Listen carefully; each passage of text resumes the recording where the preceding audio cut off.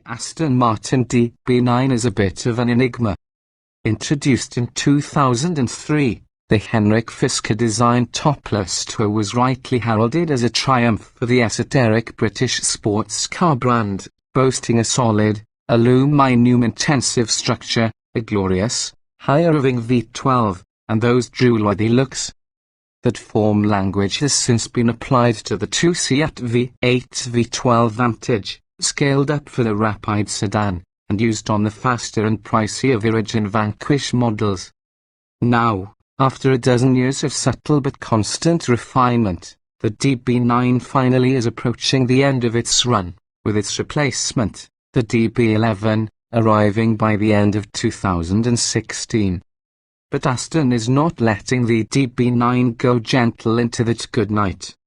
Henceforth, the car will be sold in DB9 GT form only, boasting a V12 with 30 more horsepower than before, for a total of 540, effectively splitting the difference between the outgoing DB9 and the 568 horsepower Vanquish. The result of this and a few interior refinements makes this perhaps the most charming and desirable DB9 yet. Here's looking at you honestly. Regardless of how much power resided under its long hood, this car wouldn't have lasted this long if it weren't so damn pretty, and the GT's nominal exterior changes, new 20-inch wheels, standard carbon fiber accents, and GT badging leave the DB9's endearing beauty unmarred. Last updated for 2013, the design is as lovely as ever, still able to elicit slack-jawed, piss-snapping reactions from fellow motorists and passers-by. Perhaps more than any car on sale today, the Aston Martin DB9 GT is ageless. The interior remains the same decadent and lovingly crafted, although space-challenged, environment it's always been, only now it has vastly improved dashboard switchgear courtesy of the Vanquish. Banks of capacitive touch buttons and gorgeous knurled knobs replace the DB9 slapdash pieces, and a new infotainment system is worlds more intelligent than before.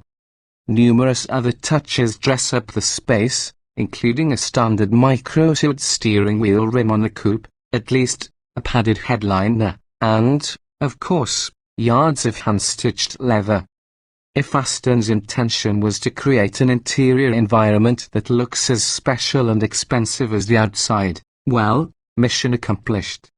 There remain a few gnats in the clotted cream, however. Some folks might recognize the window and mirror switchgear, as well as the air vents, from lesser brands that once were part of Aston Martin's corporate family when it was a part of the Ford Motor Company prior to being sold off in 2007.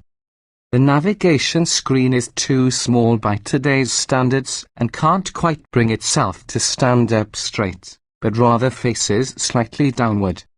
While Aston has perfected the seats in front, the +2 rear seats remain unfit for most humans, although they make lavish shelves for briefcases, purses, and petite canines, and the cup holders can grasp nothing girthier than a Starbucks tall.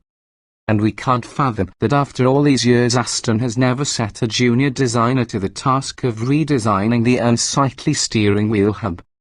Emotional rescue. Most if not all of the Aston's shortcomings fade to irrelevance, however, the instant one depresses the glass-capped key fob, emotion control unit into the illuminated ignition slot. Fitted with a new exhaust system and tweaked slightly to deliver the extra ponies, the 5,935 cc V12 engine roars to life with a lusty snarl before settling into a calm, confident burble.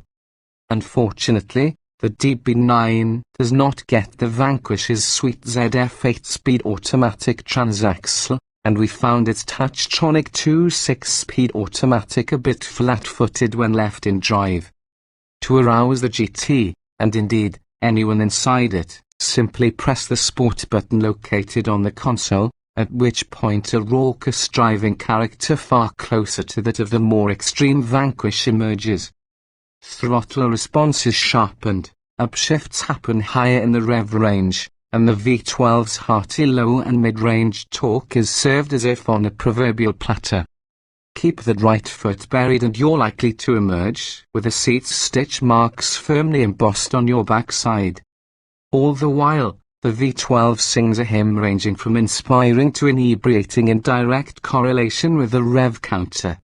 Aston says the DB9 GT can hit 60 miles per hour in 4.4 seconds, but we wouldn't be shocked if that number is about half a second too shy.